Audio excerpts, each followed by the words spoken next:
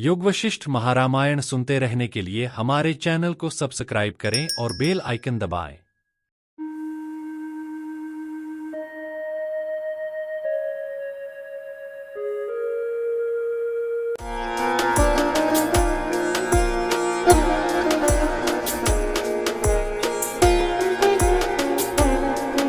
स्वागत है वशिष्ठ पथ पर।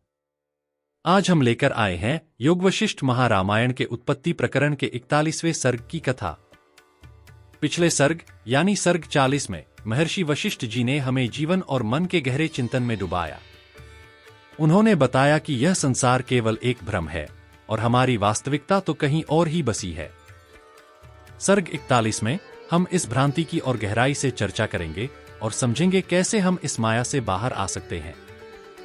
इस यात्रा में हमारे साथ बने रहिए और अगर अभी तक आपने चैनल को सब्सक्राइब नहीं किया है तो तुरंत कर लीजिए ताकि आप ऐसी ही और गहन शिक्षाओं से जुड़ सकें। इस सर्ग में महर्षि वशिष्ठ भगवान राम को सृष्टि के रहस्यों को विस्तार से समझाते हैं।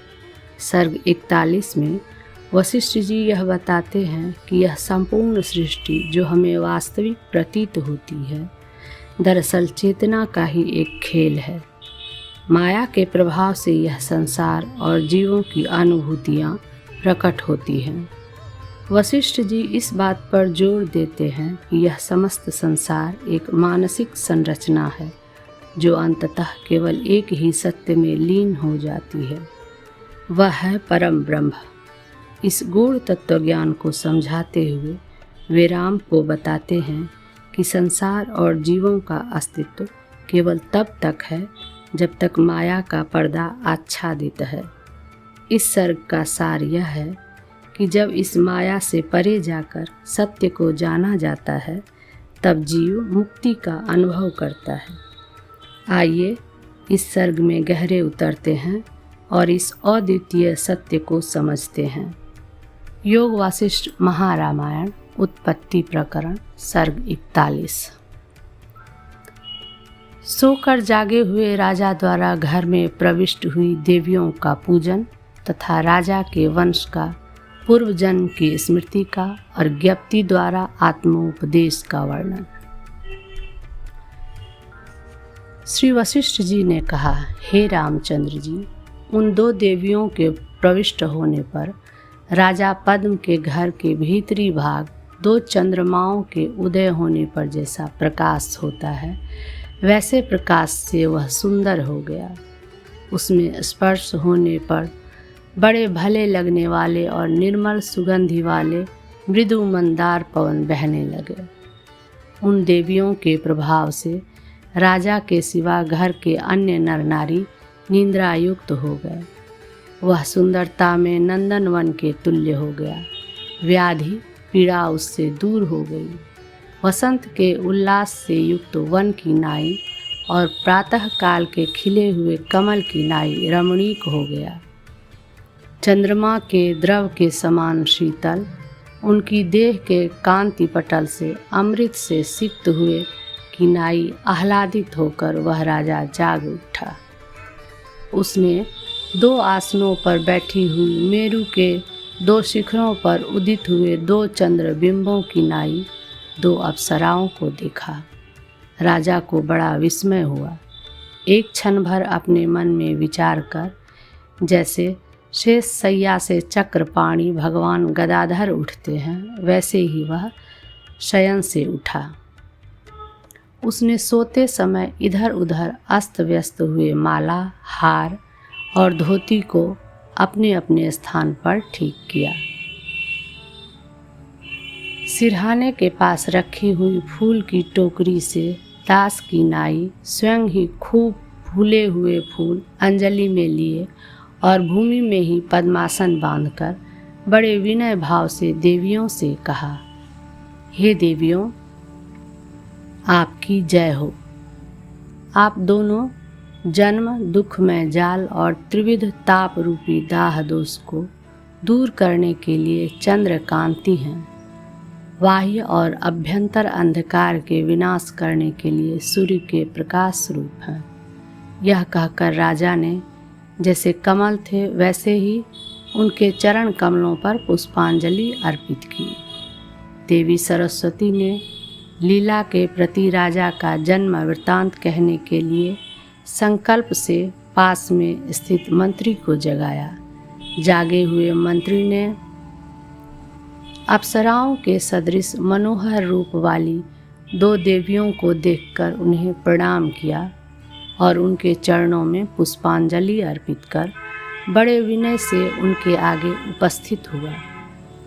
देवी ने राजा से कहा, हे राजन, आप कौन हैं, किसके पुत्र हो और कब यहाँ उत्पन्न हुए?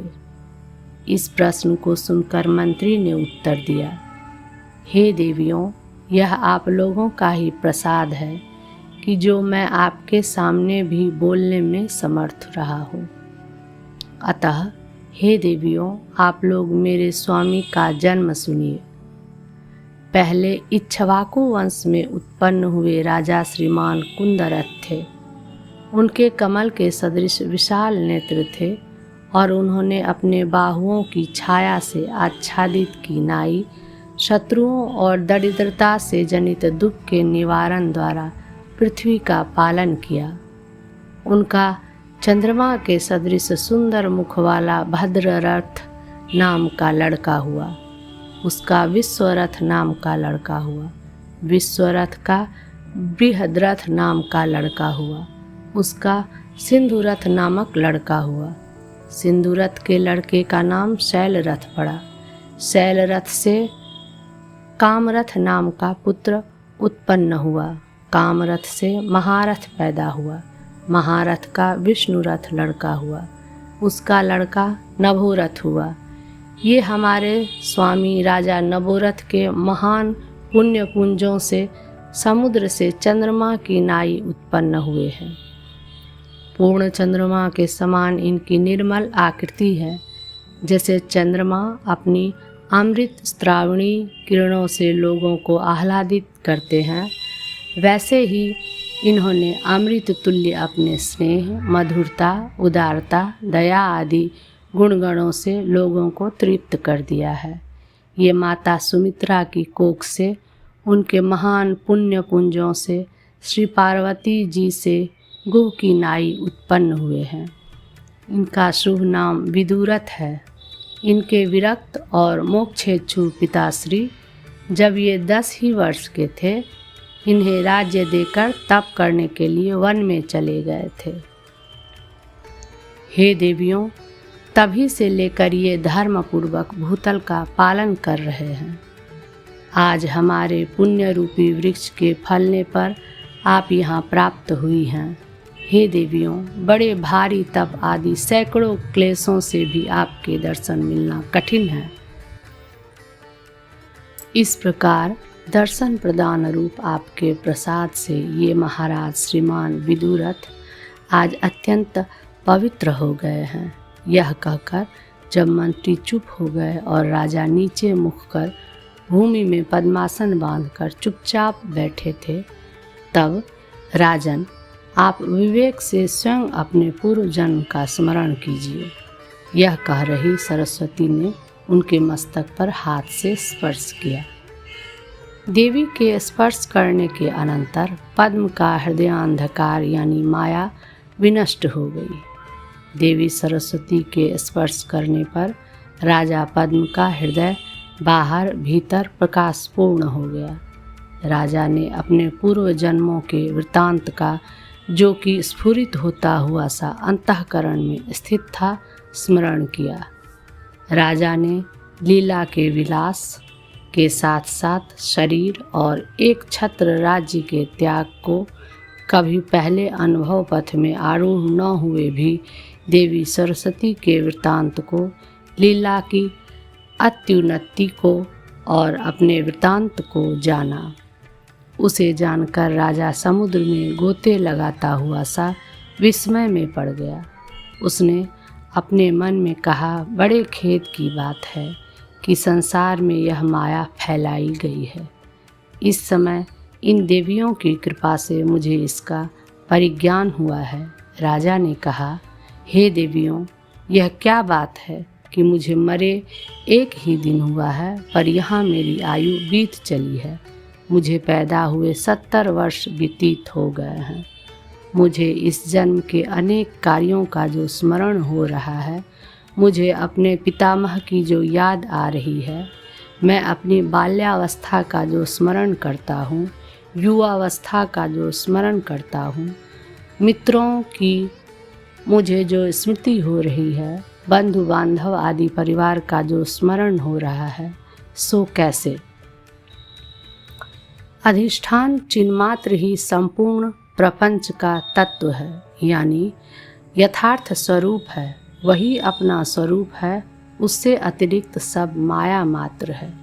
यूँ तत्व उपदेश करने के लिए पहले दूर देश और काल में स्थित अन्य लोक में गमन भ्रम का निवारण कर रही सरस्वती देवी ने कहा, राजन, मरण रूपी महामोहमयी मूर्छा के बाद तुरंत उसी क्षण में तुम्हारे इसी घर के उसके अधिष्ठान भूत चिदाकाश के माया रूप आवरण से तिरोहित होने पर, गिरिग्राम वाले ब्राह्मण के घर के अंदर स्थित होने पर, उक्त पद्म लोकांतर में, उसी राजमहल में, उसमें भी प्रधान राज सदन के अंदर आकाश में ही यह ब्रह्मांड मंडप है। उस ब्रह्मांड मंडप के अंदर यह प्रत्यक्ष देखा जाता हुआ तुम्हारा जन्म आदि आपाततः प्रतीत हो रहा है। शंका, तो क्या वही ब्रह्मांड जगत इस प्रकार प्रतीत होता है? समाधान, नहीं, प्रत्येक यानी भिन्न भिन्न जगत रूपी घर ब्राह्मण गृह के अंदर है और मेरे भक्त तुम्हारा जीव भी ब्राह्मण के घर के अंदर है। उसी ब्राह्मण गृह में, उसी मंडप में उसका भूतल है। उसी घर के अंदर यह परिदृश्यमान पाद्म संसार मंडल है। वहीं पर तुम्हारा यह महासमृद्धिशाली घर स्थित है। वहीं पर निर्मल आकाश के तुल्य निर्मल तुम्हारे चित्त में व्यवहार भ्रम का विस्तार करने वाला यह दृश्य प्रपंच प्रतीति को प्राप्त हुआ है। व्यवहार भ्रम परंपरा की विस्तारकता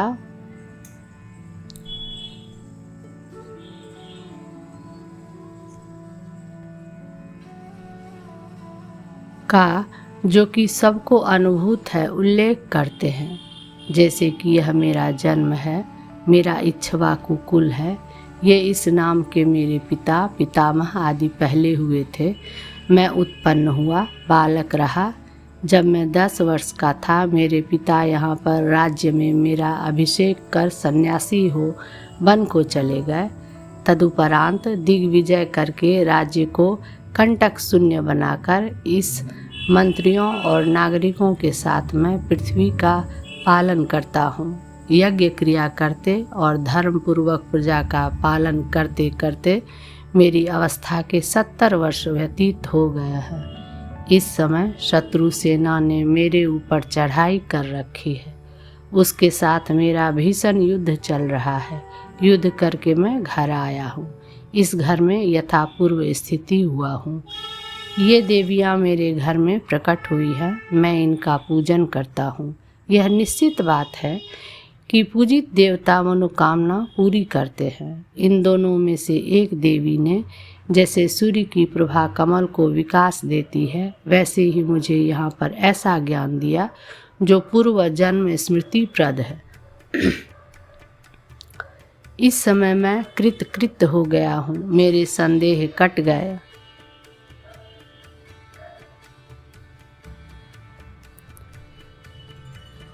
मैं संपूर्ण दुखों के उपरत होने से शांत होऊंगा। निरतिशय सुख की समृद्धि होने से मुक्त होऊंगा। केवल एक रस सुख ही होकर मैं स्थित होऊंगा। इस प्रकार की प्रचुर शाखा प्रशाखाओं से युक्त भ्रांति, जो कि नाना प्रकार के आचार विहारों और लोकांतर में गमन से युक्त है, फैली है। पहले जिस मुहूर्त में तुम मृत्यु को प्राप्त हुए, उसी समय यह प्रतिभा अपने आप तुम्हारे हृदय में उदित हुई। जैसे नदी का प्रवाह एक आवर्त का त्याग कर शीघ्र ही दूसरे आवर्त का ग्रहण करता है, यानी बनाता है, वैसे ही चित्त प्रवाह भी एक सृष्टि का त्याग कर दूसरी सृष्टि का ग्रहण करता है। जैसे आवर्त भी अन्य आवर्त से मिला हुआ और कभी बिना मिला हुआ प्रतीत होता है, वैसे ही यह सृष्टि भी जागृत में अन्य जीवों की सृष्टि से युक्त और स्वप्न में आमिश्र यानी अन्य जीवों की सृष्टि से रहित है। उस मरण मुहूर्त में चिद्रूप सूर्य जो तुम हो तुम्हारी प्रतिभा को प्राप्त हुआ। औसदरूप यह जगत जाल उपस्थित हुआ है। जैसे स्वप्न की एक मुहूर्त के अंदर सैकड़ों वर्षों की भ्रांति होती है, जैसे मनोरथ में जीवन और मरण होते हैं, जैसे गंधर्व नगर में भीत और भीत को शोभित करने वाले चित्रों की प्रतीति होती है, जैसे नौका के वेग से चलने पर वृक्ष और पर्वतों का कंपन प्रतीत होता है, जैसे अपने वात पित्त आदि धातुओं का सन्निपात होने पर पर्वतों का चलना प्रतीत होता है, और जैसे स्वप्न में अपने सिर का कटना दिखाई देता है, जो पूर्व में कभी अनुभूत नहीं है और जो अव्यवहार्य है, वैसे ही विस्तृत रूप वाली अतएव दुरुच्छेदी यह प्रपंच भ्रांति भी मिथ्या ही है। तब परमार्थ वस्तु क्या है, ऐसी जिज्ञासा होने पर देवी कहती हैं, वास्तव में न तो तुम कभी उत्पन्न हुए हो और न तुम कभी मरे हो, किंतु विशुद्ध विज्ञान स्वरूप शांत तुम अपने सच्चिदानंद स्वरूप में स्थित हो। दृश्य के मिथ्या होने पर दृश्य संवलित चिदाभास रूप दृश्य दर्शन भी मिथ्या ही है। यूँ विषय शून्य केवल चिन्ह मात्र का शेष है। इस अभिप्राय से देवी कहती हैं, तुम इस समस्त प्रपंच को देखते से हो, वास्तव में कुछ भी नहीं देखते, क्योंकि विषय जीव ही नहीं है, तब देखोगे क्या। किंतु तुम ही निर्मल महामणि के समान और भास्कर सूर्य आदि के समान अपने स्वरूप में अपने से नित्य सर्वात्म भाव से प्रदीप्त होते हो। वस्तुतः न तो यह भूतल सत है, न यह तुम सत हो, न ये पर्वत हैं, न ये ग्राम हैं, और न ये तुम्हारी परिजन शत्रु ही सत हैं, न हम लोग ही सत हैं। अल्पतर में महत्तर वस्तु का न समा सकना ही प्रपंच के मिथ्यात्व का कारण है। इस कारण से इस आशय से कहते हैं, गिरिग्राम के ब्राह्मण के मंडपाकाश में सौभार्य लीलापति से युक्त यह भास्वर जगत प्रतीत होता है। उसमें बहुत से भवनों से सुशोभित लीला की राजधानी है। उक्त ब्राह्मण के गृहाकाश में इस प्रकार से जाना गया यह जगत है। जिस घर में इस समय हम लोग बैठे हैं वह उस जगत में प्रतीत होता है। इस प्रकार मंडपों का जो आकाश है वह आकाश आदि से शून्य निर्मल ही है। उसी प्रकार मंडपों में न पृथ्वी है और न नगर ही है, न वन है, न पर्वत श्रेणियाँ हैं, न मेघ नदियाँ और सागर ही हैं। केवल चिन्ह मात्र पूर्ण उस ब्रह्म रूप मिथ्या घर में मिथ्या पुरुष विहार करते हैं। न लोग देखते हैं, न राजा हैं और न पर्वत है। लोग नहीं देखते हैं, इस कथन से मंत्री सेवक आदि स्वप्न में ऐसे देखे गए लोगों के तुल्य हो जाएंगे, पर यह तो संभव नहीं है। ऐसी शंका से राजा ने पूछा। विदुरथ ने कहा, हे देवी, यदि ऐसा है तो मेरे ये अनुचर यहाँ पर कैसे सत्य हैं? वे मेरे सदृश सत्य स्वभाव आत्मा में जीव भाव से युक्त हैं अथवा नहीं। जगत स्वप्न के पदार्थ की नाई प्रतीत होता है।